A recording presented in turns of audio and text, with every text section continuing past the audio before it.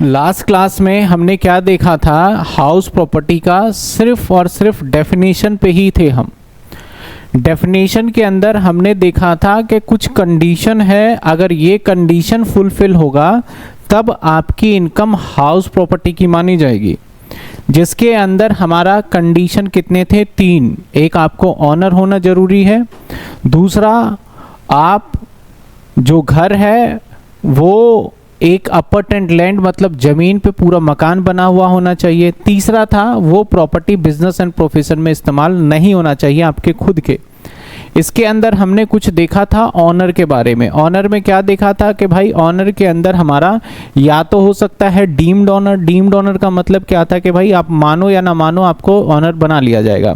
एक दूसरा था रियल ऑनर। डीम्ड ऑनर के अंदर क्या था हमारा कि भाई अगर आप अपने घर को स्पाउस को ट्रांसफ़र कर दो, अगर आप अपने घर को स्पाउस को ट्रांसफ़र कर देते हो और आप उससे कोई भी कंसिडरेशन नहीं लेते, तो ऐसे सिचुएशन में अगर उससे रेंटल इनकम आता है तो वो रेंटल इनकम ट्रांसफरर का माना जाएगा, ना कि ट्रांसफरी का, मतलब जिसने घर ट्रांसफ़र किया है। लेकिन जो घर अगर किसी ने घर दिया है बिना कंसिडरेशन या एडुकेट कंसिडरेशन के, अपनी वाइफ को और उनके बीच में डाइवोर्स हो चुका है, तो ऐसे सिचुएशन में इनकम जिसके घर नाम ट्रांसफ़र हुआ है उसी के नाम पे हाउस प्रॉपर्टी की इनकम मानी जाएगी। मैंने एक एग्जांपल लिया था, अगर कोई पर्सन अपनी मंगेतर को घर ट्रांसफ़र करता है बिना किसी कंसिडरेशन के, तो मंगेतर का मतलब अभी शादी नहीं हुआ, तो यहाँ पे रिस्क है। तो ऐसे सिचुएशन में यहाँ कंसिडरेशन इन्वॉल्व भी नहीं है, तो जिसके नाम पे घर ट्रांसफ़र किया गया है वही टैक्स देगा हाउस प्रॉपर्टी इनकम पे, ना कि ट्रांसफरर देगा। इसके बाद हमने देखा कि बच्चों के नाम पे अगर आप हाउस प्रॉपर्टी इनकम हो रही है और अपना घर अगर आप बच्चों के नाम पे ट्रांसफ़र कर दो, और बच्चे कौन से, माइनर, अगर आपने माइनर सन के नाम पे ट्रांसफ़र कर दिया तो ये इनकम सन की नहीं मानी जाएगी, जिस फादर ने ट्रांसफ़र किया उसी की इनकम मानी जाएगी। लेकिन अगर आपका माइनर डॉटर है तब भी उसी की मानी जाएगी जिसने ट्रांसफ़र किया है। लेकिन अगर माइनर मैरिड डॉटर है, अगर डॉटर है और उसकी शादी हो चुकी है और तब फादर ने अपनी डॉटर को कोई भी घर गिफ्ट दे दिया विदाउट ट्रांसफ़र, तो उस घर से जो रेंटल इनकम आएगा ना, वो रेंटल इनकम उसके डॉटर का ही माना जाएगा, उसके फादर का नहीं माना जाएगा। इसके बाद हमने देखा था होल्डर ऑफ इम्पेरिटेबल एस्टेट, वो प्रॉपर्टी जिसका बंटवारा ना हो सके। तो अगर ऐसी कोई प्रॉपर्टी है जिसको डिवाइड नहीं किया जा सकता और ये उसी के नाम पे है, जो पर्सन इसका केयर टेकर होगा, तो ऐसे सिचुएशन में केयर टेकर ही इसके ऊपर रेंट पे हाउस प्रॉपर्टी इनकम टैक्स देगा। ऐसे ही हमने कुछ और कॉर्पोरेट सोसाइटी का देख लिया था और आगे देख लिया था। आज हम देखने वाले हैं एक और पॉइंट, जो कंडीशन था हमारा लैंड अपार्टमेंट देयर टू। समझते हैं, बहुत सिंपल सा पॉइंट है, इसको समझ लिया जाए। कहता है प्रॉपर्टी मस्ट कंसिस्ट का मतलब बिल्डिंग, प्रॉपर्टी जो भी है उसके ऊपर बिल्डिंग, यानी अगर मैं बात करूं तो ये जो भी आपका लैंड है, ये लैंड है और ये आपका क्या है, यहाँ से यहाँ तक एरिया को देखोगे तो ये आपका क्या है, हमारा बिल्डिंग है, ठीक है ना। एंड लैंड्स अपार्टेंट देयर टू, इसका मतलब क्या हुआ, लैंड अपार्टेंट मतलब इस प्रॉपर्टी से, देखो ये वाला जो प्रॉपर्टी है, घर तो इतना ही बना है और ये वाली ज़मीन क्या है आपकी, खाली है ना। सेम ऐसे दूसरे एग्जाम्पल में देखो तो जितने भी आपको ये वाली ज़मीन दिख रही है, ये ज़मीन कौन सी है, खाली वाली ज़मीन है। तो लेकिन घर तो इतना ही है, तो सर आपने कहा था कि किराया जो होगा वो घर से होना चाहिए। तो इस ज़मीन जब मैं किसी को भी किराए पे दूंगा तो मैं इंक्लूडिंग ये लैंड के साथ दूंगा मैं किराए पे। तो इस अगर इस ज़मीन से, इस घर से कोई ऐसा पार्ट है जो कि बहुत ही इम्पॉर्टेंट है और वो जुड़ा हुआ है, तो जरूरी नहीं कि उस जमीन पे कोई मकान बना हुआ होना चाहिए। तो इसका मतलब होता है appurtenant thereto, land appurtenant thereto का मतलब है घर के साथ जुड़ा हुआ खास पॉइंट वो भी इंक्लूडेड होगा इसके अंदर। बस इसमें इतनी सी बात बताई गई है। सेम स्विमिंग पूल हो सकता है या कुछ भी और हो सकता है जो इसी के साथ इंक्लूडेड होगा। लेकिन कई बार ऐसा होता है कि स्विमिंग पूल मान लो घर के पीछे है और मकान मालिक ने किराया बोला हुआ है कि भाई अगर घर लोगे तो 10,000 का है, स्विमिंग पूल के साथ लोगे तो 12,000 का है। अगर ऐसा किराया है तो जो स्विमिंग पूल का अलग से 2,000 किराया है वो अदर सोर्स में चला जाएगा, अगर अलग अलग किया हुआ है तो।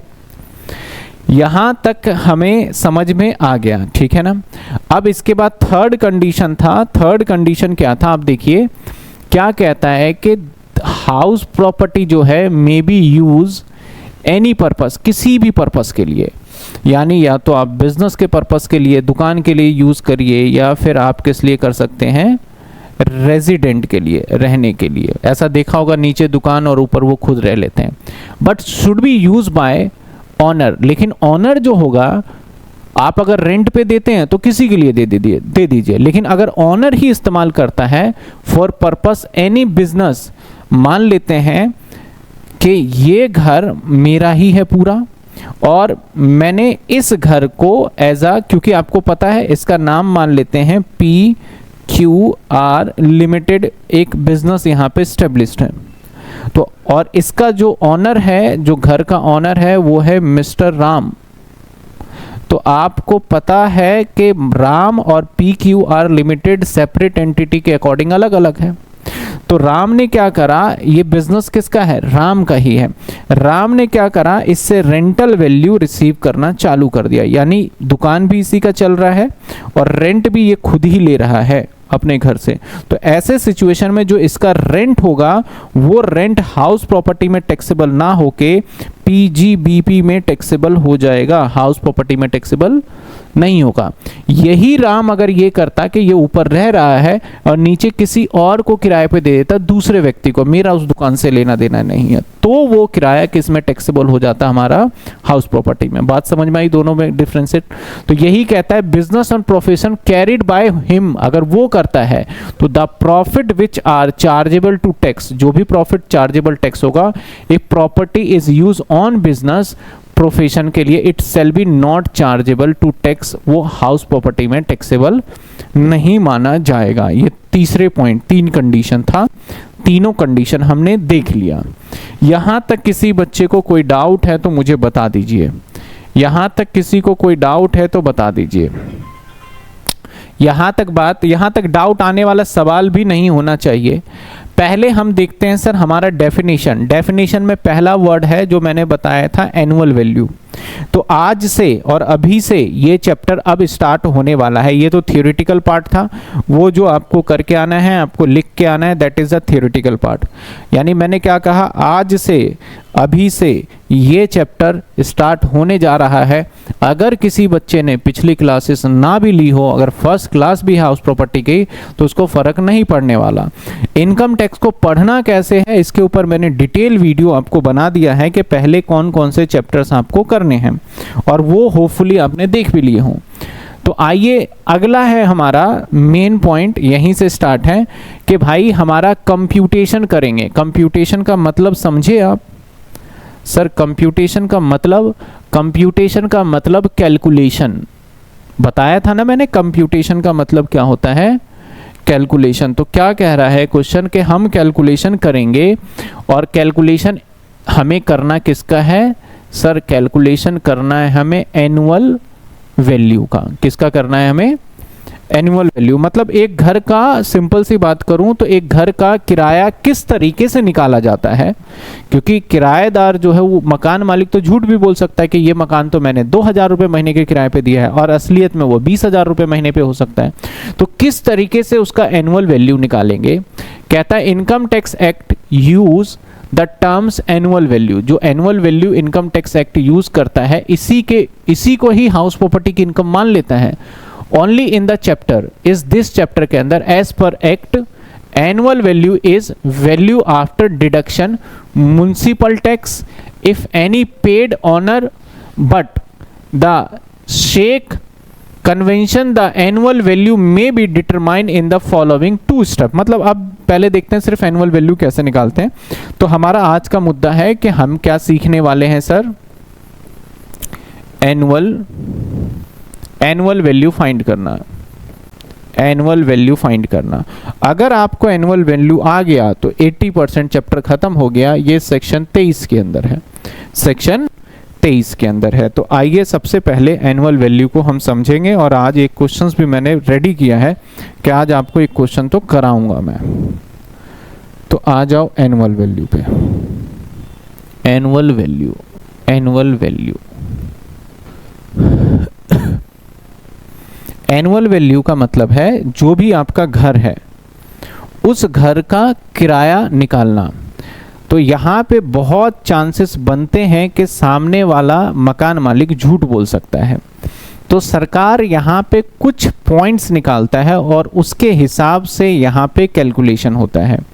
पॉइंट्स क्या है, एक होता है एनुअल वैल्यू को जब आप निकालोगे तो सबसे पहले एनुअल वैल्यू को निकालते टाइम पे कुछ आपको टर्म्स याद रखना होगा, तभी निकाल सकते हो। कुछ टर्म्स आपको पता होना चाहिए और इसी टर्म्स के बाद निकाल पाओगे। टर्म्स क्या क्या, सबसे पहले आपको पता होना चाहिए एक वर्ड है दैट इज म्युनिसिपल वैल्यू। एक वर्ड है म्युनिसिपल वैल्यू। वर्ड क्या है हमारा, म्युनिसिपल वैल्यू। इसको मैं आज के बाद एमवी बोलूँगा, म्युनिसिपल वैल्यू। इसको आज के बाद मैं एमवी बोलूँगा। अब सर ये म्युनिसिपल वैल्यू क्या होता है? म्युनिसिपल से आपको नाम से थोड़ा क्लियर तो हो ही रहा होगा, म्युनिसिपलिटी। म्युनिसिपल वाले एमसीडी, क्या होता है ये, एमसीडी। देखो इंडिया के अंदर ना घर हर चीज़ का अलग अलग डिवाइड किया हुआ है कि इसके ऊपर सारा ये काम करेगा। जैसे कि डीटीसी, डी से दिल्ली ट्रांसपोर्ट कॉरपोरेशन जो भी है वो सारा का सारा इसके ऊपर देखेगा। अब PWD वो सिर्फ रोड वगैरह बनाएगा और रोड के कंस्ट्रक्शन से रिलेटेड सारे के सारे इंटरफेयर करेगा। ऐसे MCD का काम होता है साफ सफाई करना। साफ सफाई यानी आपके जो भी रोड है उसके ऊपर अगर कोई गंदगी है तो वो उसको साफ करने की जिम्मेदारी MCD की है। आपके गली मोहल्ले में कोई गंदगी है तो उसकी साफ सफाई करने की जिम्मेदारी किसकी, MCD के। आपके आसपास पार्क के अंदर कोई दिक्कत आ रही है, पार्क में पानी भर गया है या पार्क के अंदर सही से ग्रीनरी ग्रास वगैरह नहीं लगा है, तो इस सभी को देख रेख करने की जिम्मेदारी MCD की। अगर आपके मान लेते हैं सीवर वगैरह जाम हो गया है, नाली वगैरह जाम हो गया है, तो इन सभी की जिम्मेदारी किसकी है, MCD की। साथ के साथ जब MCD इतना काम कर रही है तो MCD को इनकम का भी सोर्स होना चाहिए। तो MCD का जो इनकम का सोर्स मात्र एक ही होता है, वो हाउस टैक्स कलेक्ट करती है। और भी काफी सारे सोर्सेस है लेकिन उसमें से एक मेन सोर्स है कि वो क्या कलेक्ट करती है, हाउस टैक्स कलेक्ट करती है। हाउस टैक्स का मतलब होता है जब हम अपने घर में रहते हैं तो सरकार को जो आसपास की सुविधा है उसके लिए हमें एक टैक्स देना पड़ता है, जिसको हाउस टैक्स कह सकते हैं या फिर म्युनिसिपल टैक्स कहा जा सकता है। तो इसके अकॉर्डिंग जो MCD वाले हैं, अगर आपका कोई घर है, अगर कोई भी घर है, इस घर का कितना किराया होगा वो किराया एक डिसाइड करेगा, यानी इस घर का रेंट कितना होगा। तो क्योंकि जो MCD वाले हैं आपके गली मोहल्ले में हमेशा घूमते हैं, है ना, क्योंकि डेली आपके गली में झाड़ू लगाने आ रहे हैं या फिर साफ सफाई कूड़े को लेने आ रहे हैं या फिर पार्क वगैरह में सब कुछ। तो MCD वाले को गली गली का, ब्लॉक का हर एक एड्रेस पता होता है और MCD वाले को ये भी पता होता है कि यहाँ पे मकान का किराया क्या चल रहा है, रेंट पता होता है उसको कि भाई इस एरिया में इतना चल रहा होगा, इतना। तो MCD वाले एक पैमाना, पैरामीटर सेट करते हैं कि जितनी बड़ी जमीन, मतलब लैंड आपका कितना बड़ा है उसके हिसाब से किराया लोगे आप। दूसरा, आपके घर का बनावट, आपके घर में मार्बल लगा हुआ है, इटालियन लगा हुआ है, क्या कंस्ट्रक्शन है, उसके हिसाब से किराया डिसाइड होगा। तो MCD वाले आपके मकान का एक रेंट तय कर देंगे। रेंट मान लेते हैं आपका मकान का रेंट तय कर दिया कि भैया आपके मकान का किराया जो होना चाहिए पूरे साल का वो 1 लाख होना चाहिए, मैंने एग्जाम्पल ले लिया, या 10,000 रुपये महीना होना चाहिए आपके मकान का किराया। कितने होने चाहिए, 10,000 रुपये पर मंथ। ये कौन बोल रहा है भाई 10,000 रुपये पर मंथ? कौन बोल रहा है 10,000 रुपये पर मंथ होना चाहिए? MCD कौन बोल रहा है? ये MCD वाले बोल रहे हैं, म्युनिसिपल वाले, यानी ये MCD। तो सबसे पहले MCD आपके दिमाग में होना चाहिए कि कौन है भाई मेरे MCD। तो इसका मतलब साल का आपका जो रेंट होगा, साल का 1,20,000 रुपये किराया होगा, ठीक है। इनकम टैक्स वाले अगर आप झूठ बोलोगे तो इन सभी को बुला बुला के पूछेंगे, बता भाई इसका किराया कितना है, इसने मुझे इतना बताया। मान लो आप बोलते हो सर मैं तो अपने किराएदार से ना मैं 1,000 रुपये महीना लेता हूँ, तो इनकम टैक्स वाले चालाक है, बोलेंगे भाई मैं तेरे एरिया में तो जाता नहीं, तो सबसे पहले बुलाता हूँ MCD वाले को, क्योंकि जितने भी सरकारी अथॉरिटी होते हैं वो आपस में एक दूसरे से क्या होते हैं, कनेक्ट होते हैं। तो वो फ़ोन करेगा, बोलेगा इधर आओ भाई, ये व्यक्ति है मेरे पास, ये कह रहा है 1,000 किराया है, आपका इस एरिया में है, उस एरिया में पता करो कितना किराया है। तो MCD वाले बोले नहीं नहीं, वहाँ का किराया कितना है, 10,000 रुपये किराया है, ये झूठ बोल रहा है। तो उसके हिसाब से तय होगा। उसके बाद ये भी बात ठीक है, लेकिन मान लिया जाए कि MCD वाले भी तो कई बार गलत हो जाते हैं, MCD वाले भी कई बार गलत हो जाते हैं, तो हम निकालते हैं फेयर रेंट। फेयर रेंट एक कंपोनेंट्स होता है फेयर रेंट, जिसको मैं आज के बाद बोलने वाला हूं FR। फेयर रेंट को मैं क्या बोलने वाला हूं, दैट इज FR। तो कई बार भाई म्युनिसिपल डिपार्टमेंट भी गलत हो जाता है, हो सकता है गलत, क्योंकि हम किसी एक के बात पे विश्वास नहीं करेंगे, जब तक 2 या 3 ऑथेंटिकेट फैक्टर नहीं कर लेते हैं तब हम फाइनल कंक्लूजन पे निकलेंगे, इनकम टैक्स वाले कहते हैं। फेयर रेंट का मतलब है कि आपके जैसा घर, ये मान लो आपका घर है, ये आपका घर है, और आपके साथ में same size plot, same design, लगभग एक घर है, यानी आपके पड़ोस का घर है, पड़ोस का घर है, नेबर का घर है, और ये आपका घर है। आप अपने घर का रेंट बोल रहे हो कि साहब 5,000 रुपये मान लेते हैं, और पड़ोस वाले इसी घर का रेंट जो है वो ले रहे हैं भैया 10,000 रुपये, या मान लेते हैं 15,000 रुपये। कितना ले रहे हैं? 15,000। तो आपके रेंट जो डिसीजन होगा वो आस पड़ोस वाले से होगा।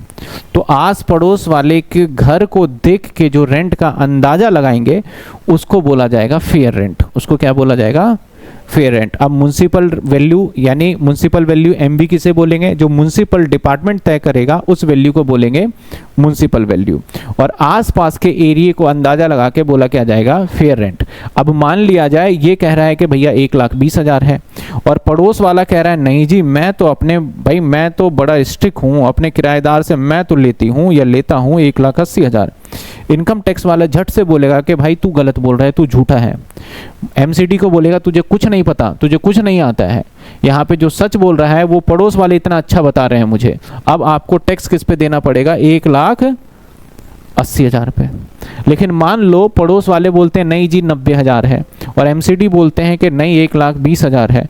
अब इनकम टैक्स वाले बोलेंगे MCD ठीक है, MCD को सारी नॉलेज है, पड़ोस वाले भी इसके बहकावे में आ गए हैं, अब आपको टैक्स देना होगा पता है किस पे? 1,20,000। यानी इनकम टैक्स वाले सिर्फ अपना फायदा सोचेंगे, जिसमें इन दोनों में से जो ज्यादा होगा उसको बोलेंगे तुम्हारे मकान का क्या है? किराया है। समझ में आ रही है बात आपको? इन दोनों में से जो भी ज्यादा होगा उस पे बोल देंगे कि यही तुम्हारा किराया है। और आप अगर इन सबसे ज्यादा बोल दोगे, मान लेते हैं आप खुद ही बोल दो मैं तो 2 लाख रुपए ले रहा हूं, तो बोलेंगे पड़ोस भी बेवकूफ, इनकम म्युनिसिपल डिपार्टमेंट भी बेवकूफ, सबसे समझदार व्यक्ति आप ही हो, आपने बोला 2 लाख, आपसे टैक्स ले लेंगे हम। तो यानी जब भी वो रेंट का कैलकुलेट करेंगे तो चारों पांचों फैक्टर, जितने भी फैक्टर बताऊंगा वो फैक्टर को तो देखेंगे, लेकिन उस फैक्टर को देखने के बाद जो सबसे हायर होगा वहां पे चले जाएंगे वो टैक्स लेने। अब ऐसे मान लो MCD वाला बोल रहा है कि भैया 10,000 है, पड़ोस वाला बोल रहा है कि 15,000 रुपए है, लेकिन आप जेन्युइन अपने किराएदार से मात्र 500 रुपए ले रहे हो, उसके गरीबी को देखते हुए, उसको सारी चीजों को देखते हुए आप नहीं लेना चाह रहे हो किराया। हो सकता है नहीं हो सकता ऐसा? तो भाई अब भाई मैं तो सच्चा हूं, ये भी झूठा और ये भी झूठा, और इनकम टैक्स वाले बोलेंगे तू मुझे टैक्स दे, 1,80,000 रुपये टैक्स दे, तो मैं बोलूंगा भैया भारत के अंदर कानून भी है और उस कानून का सहारा मैं लूंगा, और उस कानून के सहारे के हिसाब से हम बात करेंगे तो उसको बोलेंगे हम कानून के सहारे से लेंगे। तो एक होगा हमारा स्टैंडर्ड रेंट, स्टैंडर्ड रेंट जिसको बोलेंगे SR, standard rent. Standard rent क्या होता है? स्टैंडर्ड रेंट वो होता है जो कि कोर्ट, यानी कोर्ट डिसाइड करता है, जो कोर्ट में जज बैठे होंगे वो डिसाइड करते हैं। हमारे भारत के अंदर किसी मकान का इससे ज़्यादा किराया नहीं होना चाहिए, इस पे भी कानून बना हुआ है जिसको बोला जाता है रेंट कंट्रोलिंग एक्ट। यानी कोई मकान मालिक मनमाने तरीके से किसी मकान का किराया वसूल नहीं सकता। अब कोर्ट ने देखा भाई, बोला भाई एमसीडी वाले तू चुप रहे, मेरे पास कानून है, एरिया का सर्कल रेट है, सब कुछ है, पड़ोस तुम भी चुप रहो। जज साहब ने कानून निकाला कि भैया इसका किराया जो होना चाहिए वो जेन्युइनली होना चाहिए 1,10,000। अब इनकम टैक्स डिपार्टमेंट मुझे एक बात बताओ, क्या बोल सकता है कि जज तुम बेवकूफ़ हो, तुम्हें कुछ नहीं आता? क्या बोल सकता है जज को? नहीं बोल सकता। यहाँ पे इनकम टैक्स डिपार्टमेंट को झुकना पड़ेगा। और यहाँ पे इनकम टैक्स डिपार्टमेंट वाले जानते हो क्या बोलेगा? पड़ोस तुम भी गलत हो गए, एमसीडी तुम भी गलत हो गए, अब जो बोल रहे हैं ये बोल रहे हैं 1,10,000, तो अब ये जो कम टैक्स आएगा जितना जज बता देंगे लगभग उससे कम वाला या जज वाला वही डिसाइडेड हो जाता है हमारा। ठीक है ना? तो 3 चीज़ देखा हमने। एक म्युनिसिपल वैल्यू देखा। सर म्युनिसिपल वैल्यू क्या होता है? वो वैल्यू होता है जो कि एमसीडी वाले रेंट डिसाइड करेंगे। फेयर रेंट क्या होता है? जो आस पड़ोस वाले डिसाइड करेंगे। स्टैंडर्ड रेंट क्या होता है? जो कोर्ट डिसाइड करता है। इसके बाद लास्ट एक कंपोनेंट्स आता है चेक करने के लिए। ये सब डिसाइड करने के बाद हम बोलेंगे भाई हम तो थक गए, अब तू ही बता दे कितना है, तो उसको बोलेंगे एक्चुअल रेंट। क्या बोलेंगे हम? Actual rent. तो एक्चुअल रेंट कुछ भी हो सकता है। मान लो वो खुद ही बोल रहा है नहीं जी मेरे 1,20,000 रुपए किराए लिए हैं जज साहब, मैंने 1,20,000 लिए हैं, आप 90,000 गलत बता रहे हो, मैंने 1,20,000 किराए लिए हैं। तो जज साहब बोलते हैं ठीक है तुम 1,20,000 पे टैक्स दे दो, खत्म करो कहानी। ठीक है? नहीं तो हाँ, नहीं स्टैंडर्ड रेंट की तरह नहीं हुआ ना ये फाइनल। अभी देखो अभी पता चलेगा धीरे धीरे। पहले तो कंपोनेंट समझो। एक्चुअल रेंट कितना? जितना मुझे किराया असली में मिल रहा है। स्टैंडर्ड रेंट मतलब जो कोर्ट डिसाइड कर रहा है रेंट कंट्रोलिंग एक्ट के हिसाब से। फेयर रेंट मतलब, फेयर रेंट का मतलब क्या होगा बताओ? आस पड़ोस का रेंट के हिसाब से। और म्युनिसिपल वैल्यू का मतलब, और एक होता है म्युनिसिपल टैक्स। तो हमेशा याद रखना म्युनिसिपल टैक्स ना म्युनिसिपल वैल्यू पे ही कैलकुलेट होता है। अब हम तो सीख रहे हैं सर एनुअल वैल्यू, लेकिन आपने किस में उलझा दिया ये? चलो अब एनुअल वैल्यू भी निकालना सीख लेते हैं। एनुअल वैल्यू कैसे निकाला जाएगा? अब प्रॉपर एक फॉर्मेट बना के फिर बताते हैं आपको। कि जो आप ये वीडियो देख रहे हैं, इस वीडियो को बनाने में हमारी बहुत मेहनत है। क्लास को रिकॉर्ड करने से लेके एडिटिंग तक, नोट्स को बनाने तक काफ़ी मेहनत है। तो प्लीज़ आप इस चैनल को सब्सक्राइब जरूर करिए और अपने दोस्तों को भी शेयर करिए कि इस चैनल पे आपको बीकॉम की सारे कंटेंट्स अवेलेबल होते हैं। एनुअल वैल्यू कैसे निकाला जाएगा? अमाउंट, पर्टिकुलर, और यहाँ पे लिखेंगे computation of house property income of mister x for assessment year 2025 and 26। ये तो हो गई थोड़ा सा सजाने उजाने का जो भी काम कर लिया। सबसे पहले लोगे आप एमवी। एमवी पता है किसे बोलते हैं? मैं यहाँ शॉर्ट फॉर्म यूज़ कर रहा हूँ, आपको पता होना चाहिए। सबसे पहले लेंगे हम एमवी, म्युनिसिपल वैल्यू। ठीक है? फिर उसके बाद लेंगे हम एफआर। उसके बाद क्या लेंगे? एफआर क्या होता है? Fair rent. तो आपको पहले क्वेश्चन के अंदर ढूंढना है म्युनिसिपल वैल्यू क्या है और एफआर। इन दोनों में से जो हायर होगा, इन दोनों में से जो क्या होगा?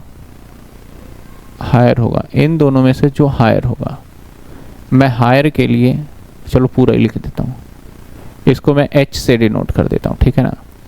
जो इन दोनों में से हायर होगा, उसके बाद कंपैरिजन करेंगे हम एसआर से। एसआर क्या है? Standard rent. ठीक है? तो इन दोनों में से एक हायर वैल्यू निकल के आएगा। फिर हम देखेंगे सर स्टैंडर्ड रेंट।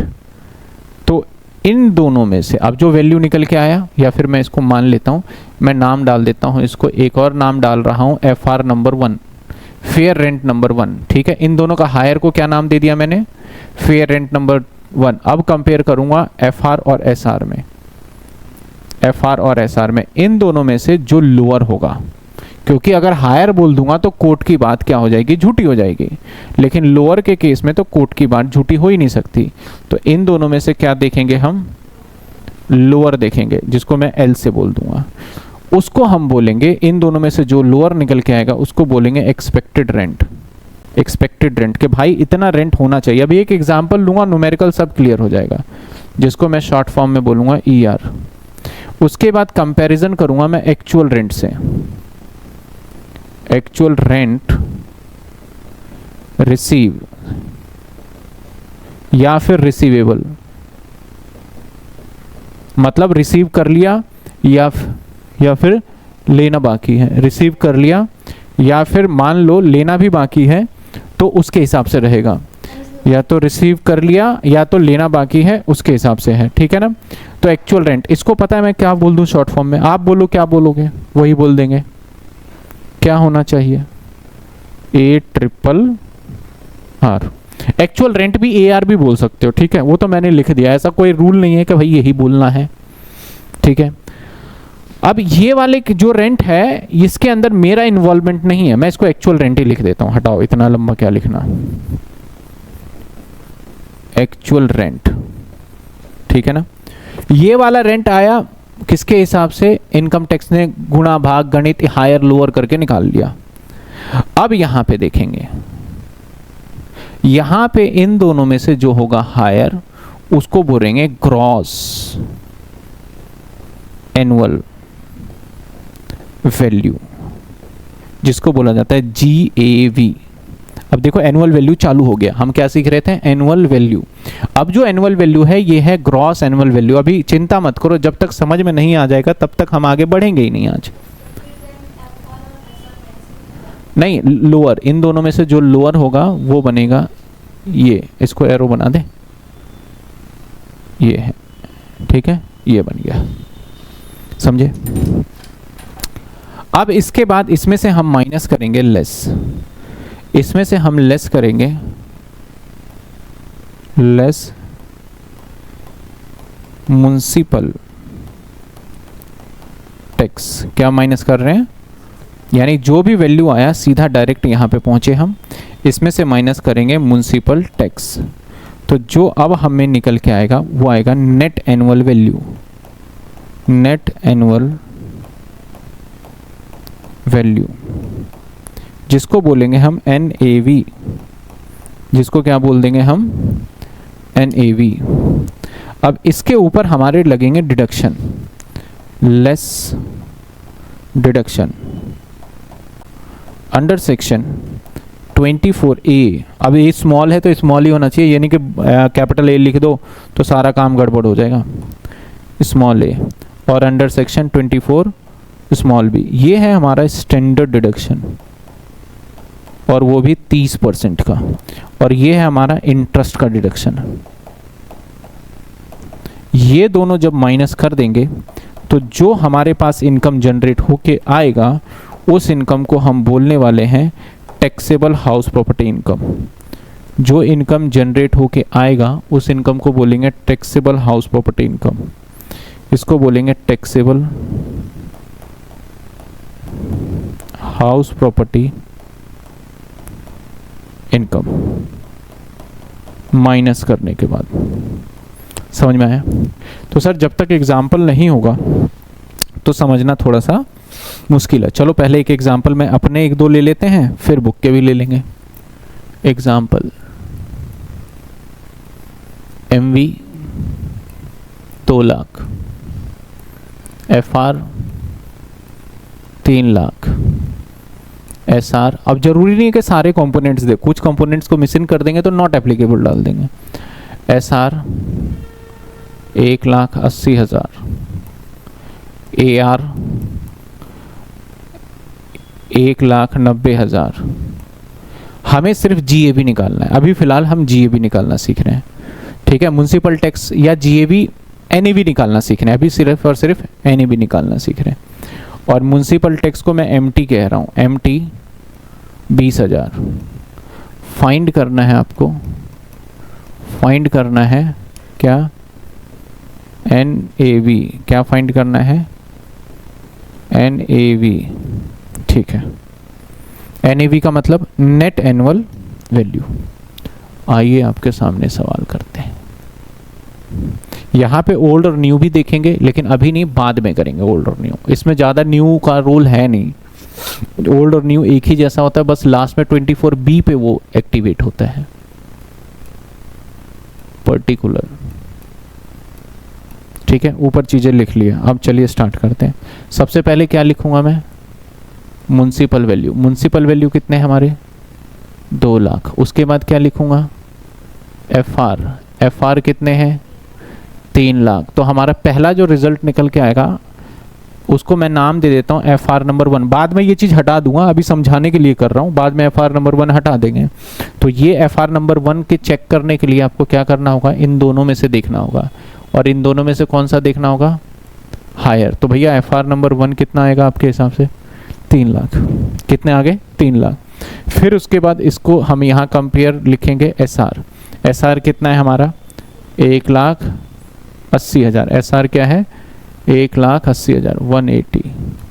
अब हमें कंपेयर करना है इन दोनों के बीच में। इन दोनों के बीच में हमें क्या कंपैरिजन करना है, लोअर लेना है। इन दोनों के बीच में क्या लेना है, हमें लोअर लेना है। तो इन दोनों के बीच में लोअर जो आएगा उसको बोलेंगे एक्सपेक्टेड रेंट। एक्सपेक्टेड रेंट, तो बताओ एक्सपेक्टेड रेंट क्या आएगा इन दोनों में से, लोअर, 180 आ जाएगा। ठीक है, उसके बाद हम कंपेयर करेंगे एक्चुअल रेंट से। अब एक्चुअल रेंट जो हमें सवाल में दे रखा है वो दे रखा है 190। अब इन दोनों में कंपैरिजन चलेगा। इन दोनों में क्या कंपैरिजन होगा, हायर। तो हमारा जो भी हायर होगा उसको बोलेंगे ग्रॉस एनुअल वैल्यू। तो क्या आना चाहिए, 1,90,000। अब लास्ट में हम लेस कर देते हैं, लेस MC यानी MT म्युनिसिपल टैक्स, जो कि सवाल में है 20,000। तो 20,000 माइनस कर दिया, ये जो निकल के आएगा दैट इज़ मैंने बोला था NAV तक, तो NAV आ गया 1 लाख। इसके ऊपर हमें कुछ डिडक्शन मिल जाएंगे और फिर बचे हुए इनकम पे हम सरकार को टैक्स दे देंगे। हम जब 24 के सेक्शन को स्टार्ट करेंगे तब मैं इसको एक्सप्लेन अच्छे से करूँगा। अभी तो यहाँ तक जो आपने करा है ये सेक्शन 23 के अंदर बातें बताई गई हैं। क्या यहाँ तक आपको समझ में आया? हाँ, मनजोत ने जवाब दे दिया था, सर वीडियो ब्लर आ रही है। एक बार रिफ्रेश करके देखिए, मेरे हिसाब से ब्लर नहीं होनी चाहिए वैसे। और ठीक है, यहाँ तक किसी बच्चे को दिक्कत बताइए, क्या समझ में आया किस में हायर किस में लोअर? तो आपको ऐसा नहीं है कि ये याद करना पड़ेगा, जैसे जैसे आप क्वेश्चन प्रैक्टिस करोगे ना बाय डिफ़ॉल्ट आ जाएगा। इनकम टैक्स में सबसे मज़ेदार चैप्टर ये है। इसके अंदर आपका क्या रहता है कि भाई आपको याद हो जाता है और बड़े कम टाइम में आंसर आ जाता है और जल्दी से आप लिख भी देते हो। कितने नंबर का सवाल आएगा सर हमारे एग्जाम में? सवाल इससे बड़ा हो ही नहीं सकता, पहली बात, इससे बड़ा सवाल होगा ही नहीं। जितना आपने ये लिखा है ना, ये फॉर्मेट इतना ही होगा, 2 पॉइंट और ऐड होंगे। अब इसके अंदर थोड़े बहुत कॉम्प्लिकेशन ऐसा तो है ही नहीं, आप भी जानते हो कि इतना आसान तो होगा नहीं। तो सवाल इससे बड़ा फॉर्मेट नहीं होगा। सैलरी में तो देखो जितना बड़ा भी हो सकता है पॉइंट, इसके अंदर इतना ही होगा, इससे बल्कि कम ही होगा। और ये आपका 12 से लेके 18 नंबर तक का क्वेश्चन आ सकता है। 12 से लेके 18 नंबर तक का आपका क्वेश्चन आ सकता है। यहाँ तक बताइए कोई डाउट है? यहाँ तक बताइए कोई डाउट है तो? किसी स्टूडेंट को कोई डाउट है तो यहाँ तक बताइए। क्लियर है? 1-2 और क्वेश्चन देख लें, आइए देखते हैं। हमारे बुक का ही क्वेश्चन है और हर बार बोला हुआ है कि GAV तक। वैसे तो हम NAV सीख चुके हैं, लेकिन इसने बोला GAV निकालो, और हम आपके सामने ना काफ़ी सारे सिचुएशन दे रहे हैं, हर सिचुएशन के हिसाब से GAV निकालो। ठीक है भाई, कितने सिचुएशन है भाई? 6 ही सिचुएशन है। तो मैं एक काम करता हूँ, इसको निकालने के लिए इसकी मदद ले लेता हूँ। ये लो, इसकी मदद ले लिया। हर एक का एक ही बार में कॉलम बना के निकाल लेंगे। एक सिचुएशन यहाँ, सेकंड, थर्ड, फोर्थ, 5 और ये रहा 6। ठीक है, 6 सिचुएशन हो गया। आ जाइए आप, यहाँ पे केस नंबर 1 लिख देते हैं, सिचुएशन 1, 2। हालांकि इस टाइप के क्वेश्चन एग्जाम में आएंगे नहीं, लेकिन ये सवाल है आपके सिर्फ किस लिए? प्रैक्टिस पर्पस के लिए। सबसे पहले क्या लोगे? सबसे पहले क्या लोगे आप, म्युनिसिपल वैल्यू है ना, एमवी लोगे। अब हमारे सवाल में एमवी जो दे रखा है 2 लाख दे रखा है पहले प्लान का, दूसरे प्लान का 240, हर एक क्वेश्चन अलग अलग है। तीसरे का 360, चौथे का 420, पांचवे का 480, 450, 10 है आपकी बुक में, 450 ही है ना, है ना, ठीक है चलो। अब हम लिखेंगे एफ आर। तो पहले पॉइंट का एफ आर जो है फेयर रेंट, जिसको मैं एफ आर कह रहा हूं, यह है 240, 240। इसके बाद है 3 लाख, इसके बाद 4 लाख,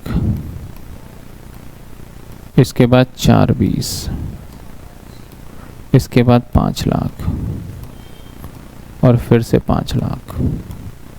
अब हम अगला लिखने से पहले इन दोनों का कंपैरिजन लिखना जरूरी है। इसका कंपैरिजन लिखें तो FR1, FR1 मैं जिसको बोल रहा हूं उसको लिख लेते हैं। इन दोनों में से FR1 कैसे आएगा, जब हम इन दोनों को कंपेयर करेंगे और यहां से रिजल्ट हम क्या निकाल लेंगे, हायर। तो हायर कितना आएगा हमारा 240, यहां पे 3 लाख, यहाँ पे 4 लाख, यहाँ पे दोनों बराबर है तो कोई भी समझो, यहाँ पे 5 लाख और यहाँ पे। अब कई बच्चों के माइंड में हो सकता है कि हमेशा फेयर रेंट ही ज़्यादा होगा, ऐसा कभी भी नहीं होता, कोई भी पॉइंट आपका बड़ा या छोटा हो सकता है। चलिए आगे देखते हैं। इसके बाद हम इसको कंपेयर करेंगे किससे, स्टैंडर्ड रेंट से। तो पहले पॉइंट का स्टैंडर्ड रेंट NA देता है। कई बच्चे यहाँ पे गलती क्या करते हैं, टेक्निकल पॉइंट है देखो, नील। तो कोर्ट कभी कह ही नहीं सकता कि आपके घर का किराया नील है, नहीं कह सकता ना, तो कुछ ना कुछ तो बोलेगा। अगर आपके पास नहीं पता तो बोलो नॉट एप्लीकेबल। नॉट एप्लीकेबल का मतलब ये कोर्ट में केस ही नहीं गया, हमें नहीं पता, तो उसकी जगह पे इसलिए क्या लिखा जाता है, नॉट एप्लीकेबल। अगर आप नील लिखोगे तो उसका मतलब आपको मैंने बताया कुछ अलग ही निकल गया जो कभी हो ही नहीं सकता। लेकिन बच्चे क्या करते हैं, सर वही तो बात हुई ना, 0 ही तो लिखा हमने, तो बात वो नहीं है। ऐसे ही देखा जाए दूसरे का कितने हो गए 240, कितने हो गए 240, ऐसे इसका क्या हो गया 5 लाख, ऐसे हो गया 3 लाख और यहाँ पे नॉट एप्लीकेबल 480। अब पता है ये सब काम कब होता है, जब इनकम टैक्स वाले आपके टैक्स जमा करने के बाद डाउट करते हैं और बोलते हैं भाई साहब एक बार आ जाओ आप मेरे पास, मेरे को आपके टैक्स देने में डाउट है कि कम दिए हैं। उसको बोला जाता है हमारा, या तो आप बोल सकते हो इनकम टैक्स का नोटिस आ जाना, या स्कूटनी बोला जाता है। तो जब आपको बुलाएंगे तब ये चीज़ें करी जाएंगी, अगर नहीं बुलाएंगे तो सिंपल एक्चुअल रेंट ही आपका सब कुछ बन जाता है, उसके ऊपर टैक्स दो और निकलो। रियल लाइफ में तो ये होता है।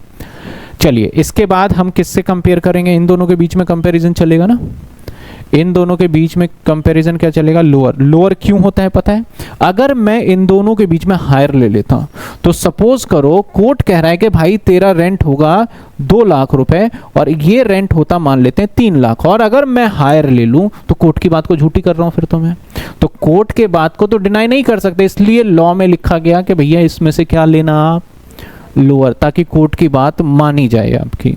तो यहां से आपका गया लोअर, और लोअर को नाम देंगे हम दैट इज एक्सपेक्टेड रेंट, जिसको मैं ER कह रहा हूं। क्या सर हम एग्जाम में MV FR FR SR लिख सकते हैं? जी हाँ बिल्कुल लिख सकते हैं, और शायद आपके क्वेश्चन पेपर में भी ऐसे वर्ड लिखे हुए आ जाएं, लेकिन आपके पास टाइम हो तो आप पूरे वर्ड लिखे तो ज़्यादा अच्छा लगेगा आपका, ठीक है ना। तो अब इन दोनों में से लोअर देखेंगे तो यहाँ पे तो कुछ है ही नहीं, तो यही आ जाएगा घूम फिर के 240, और यहाँ पे लोअर क्या आ जाएगा 240, और यहाँ पे 4 लाख और इस जगह पे 3 लाख और यहाँ पे और ये 4,80,000। ठीक है, अब हम क्या करेंगे, एक्चुअल रेंट देखेंगे। एक्चुअल रेंट अक्सर आपको पर मंथ दे सकते हैं, पर एनम दे सकते हैं। अगर मंथ दे रखा है तो 12 से मल्टीप्लाई करोगे, क्योंकि ये जितने भी डिजिट आपको दिया जाएगा वो एनुअल होगा आपका। ठीक है ना, तो यहाँ रेंट कह देता है एक्चुअल रेंट या एनुअल रेंट कह देता है 180। तो यहाँ पे भाई 180 है, यहाँ पे कितने हैं, यहाँ पे कितने हैं, और ये 360, 540,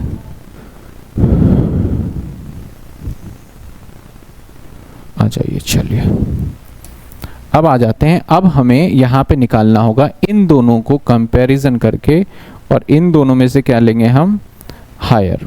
हायर जो भी निकलेगा उसको बोलेंगे हम ग्रॉस एनुअल वैल्यू। ठीक है, यहाँ लाइन डाल दिया मैंने इसलिए ताकि ऊपर का सेपरेट हो, और इसको आप सीधा कहीं वर्किंग नोट में अलग कर सकते हो और क्वेश्चन को डायरेक्ट आप जीएबी से भी स्टार्ट कर सकते हो। तो अब इन दोनों में से क्या देखेंगे, हायर। तो हायर क्या है हमारा 240। अब समझो इन दोनों में से हायर क्यों हुआ सर।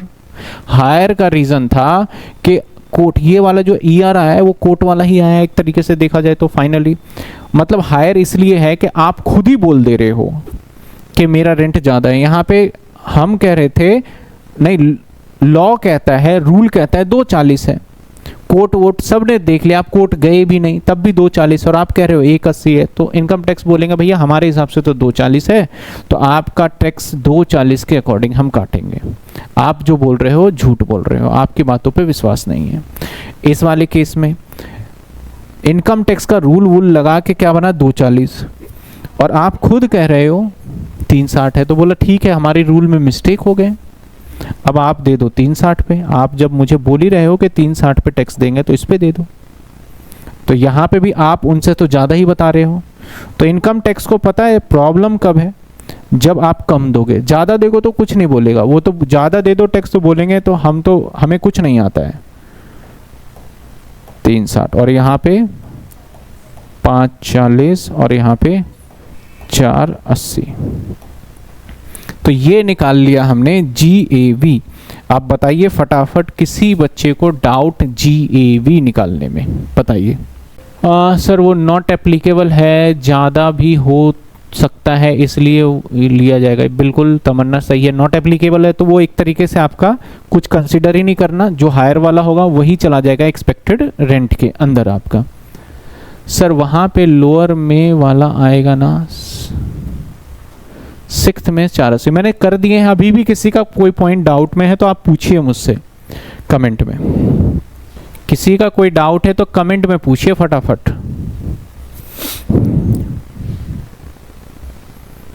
बताइए जल्दी, किसी का कोई डाउट। फर्स्ट वाला फिर से यानी ये वाला पूछ रहे हैं कि सर ये वाला दोबारा बता दो। तो इसी को देखते हैं। पहले हमें म्युनिसिपल वैल्यू दे दिया और फेयर रेंट दे दिया। इन दोनों में से हायर हुआ, उसको क्या लिखा हमने, fair rent 1। Standard rent not applicable है, तो इन दोनों में से हमें लोअर लेना है। तो मैंने ये नहीं कहा कि ये 0 है, ये मैंने नहीं कहा कि 0 है, ये हमेशा अजम्पशन लेंगे कि कुछ भी हो सकता है। तो जब आपका ये नहीं होगा तो फेयर रेंट ही क्या बन जाएगा, एक्सपेक्टेड रेंट। इस बात को ध्यान रखिएगा। जब आपके पास नहीं होगा स्टैंडर्ड रेंट, तो जो म्युनिसिपल वैल्यू और फेयर रेंट में से ज़्यादा होगा उसी को सीधा एक्सपेक्टेड रेंट मान लेना है आपको। ठीक है, इसके बाद एक्सपेक्टेड रेंट और एक्चुअल रेंट में से कंपैरिजन करोगे तो हायर चेक करके करेंगे। गीतांजलि का कहना है कि सर क्लियर है। क्या मंजोत आपका क्लियर है? ठीक है, यहां तक सभी को क्लियर। अब बात करते हैं म्युनिसिपल टैक्स की। वो कोर्ट में केस ही नहीं गया ना, जज हर बार थोड़ी बोलेगा। जब हमें तकलीफ हमें होनी चाहिए तब हम जाएंगे कोर्ट में। अब मुझे ही तकलीफ नहीं है, वो कह रहा है हायर, मैंने दे रहा हूं टैक्स, बात खत्म। अगर मैं बोलूँ नहीं भाई हायर तूने कैसे लगा दिया, ये बात नहीं बनेगी, अब मैं जाऊंगा कोर्ट में, कोर्ट फिर एक डिसीजन देगा, तब स्टैंडर्ड रेंट हमारा निकल के आएगा। चलिए बताइए, रफत तारा, बताइए आपका कोई डाउट है? देखो जितने भी लॉ बने हैं ना, बहुत सारी चीजें ये पहले था नहीं, लोग बागों ने झूठ बोलना चालू किया तो धीरे धीरे रूल्स बनाए गए, रूल्स बनाने के बाद फिर वो धीरे धीरे बनते गए। अभी तो बहुत सारे मकान मालिक बोलते हैं कहाँ है मेरा मकान, किराए पे ही नहीं है, झूठ बोल देंगे। तो उस सिचुएशन में भी कानून बनाया है कि जब ऐसा बोलोगे तो हम क्या प्रोविजन अप्लाई करेंगे। कोई डाउट नहीं, बस वीडियो ही देखना है या सब्सक्राइब भी करना है। प्लीज सब्सक्राइब और share to your friend, please subscribe.